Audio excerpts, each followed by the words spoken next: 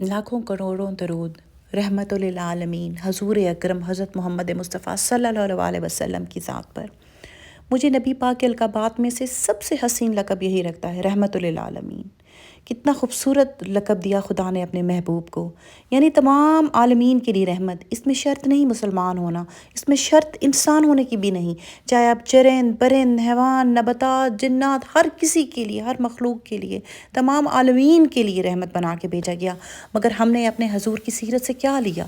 ہم نے اپنے حضور کی سیرت سے کچھ بھی نہیں لیا، ہم نے بلکہ اسلام کو بھی اپنے مقاصد کے لیے استعمال کرنا شروع کر دیا۔ میں جس ٹاپک کی طرف سب کو متوجہ کرنا چاہتی ہوں وہ آج کا ہاٹ ٹاپک ہے، رجب بٹ اور اس پہ لگائے گئے سیکشنز اور دفعات۔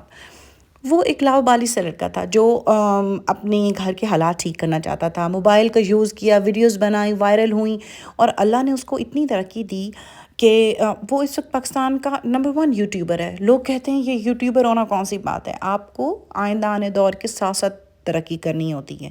اب ایک یوٹیوبر ہونا بھی ایک پروفیشن ہے آج کے دور میں۔ اس بچے نے کیا کیا، اس نے کیا غلطی کر دی، کیا سا گناہ سر زد کر دیا؟ اس نے ایسا کچھ بھی نہیں کیا۔ وہ ایک سدھو موسے والا جو کہ انڈین سنگر ہے، اس سے انسپائر تھا۔ اس کی انسپریشن میں اس نے ایک پرفیوم لانچ کیا تھا 295، اور اس نے بھی وہ پرفیوم لانچ کیا۔ لیکن غلطی یہاں اس سے یہ ہوئی کہ اس نے اس معاملے کی نوعیت کو نہیں دیکھا کہ کتنا سینسٹیو ہو سکتا ہے۔ لیکن لوگ جو کہتے ہیں کہ اپنی ماں دکھاتا ہے، بیوی دکھاتا ہے، یہ کرتا ہے، جو اس کے حاسدین ہیں انہوں نے اس کو ایز کی پوائنٹ یوز کیا اور اس کے خلاف لوگوں کو اکسانا شروع کر دیا۔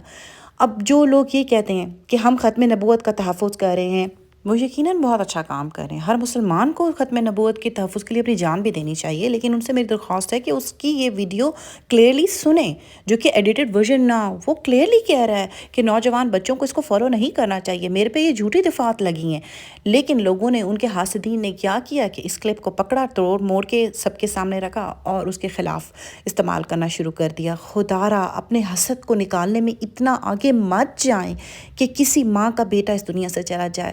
مشال خان کے ساتھ کیا ہوا، کتنے ہی ملک میں اور ایسے لوگ جو کہ لوگوں نے اپنے خاندانی بدلے نکالنے کے لیے اب تو ختم نبوت کے اس شک کو استعمال کرنا شروع کر دیا ہے۔ کیا بینگ اے مسلم، پڑھی لکھی قوم، اتنی جو کہ دنیا کا ہر علم اسلام سے نکلا ہے، کیا ہم اتنا بھی نہیں کر سکتے کہ ہم سب علماء اس پہ بیٹھیں، اس پہ بات کریں، اس پہ ڈیبیٹ کریں اور ایک صحیح حل نکلے؟ ٹھیک ہے، کسی کو، میں یہ مانتی ہوں کہ یہ اتنا سینسٹیو ٹاپک ہے کہ اس کو چھیڑنا ہی نہیں چاہیے، لیکن خدا را میری درخواست ہے کہ اللہ نے معافی کو بہت اہمیت دی ہے۔ جب خدا معاف کر سکتا ہے تو بندے کیوں نہیں؟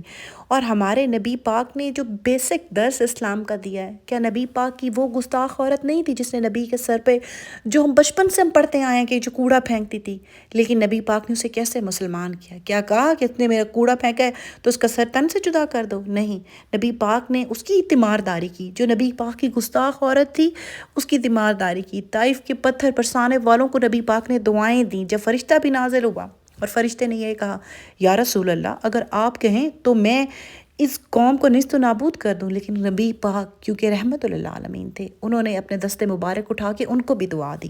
اور جب اللہ قرآن میں کہتا ہے کہ تم معافی مانگو، میرے پاس آؤ، اب میرا در کھٹکھٹاؤ، میری رحمت سے نا امید مت ہو، تو انسان کیوں نہیں معاف کر سکتا؟ وہ بچہ بار بار کہہ رہا ہے کہ میں نے یہ جان بوجھ کے نہیں کیا، لا علمی میں کیا ہے، سدھو موسے والے سے انسپریشن میں نے کیا ہے، نعوذ باللہ نبی پاک کی گستاخی کا وہ سوچ بھی نہیں سکتا۔ تو برائے مہربانی اس موب کو کنٹرول کیا جائے، ورنہ ایسا نہ ہو کہ غلط فہمی کا شکار ایک اور ماں اپنا بچہ کھو دے۔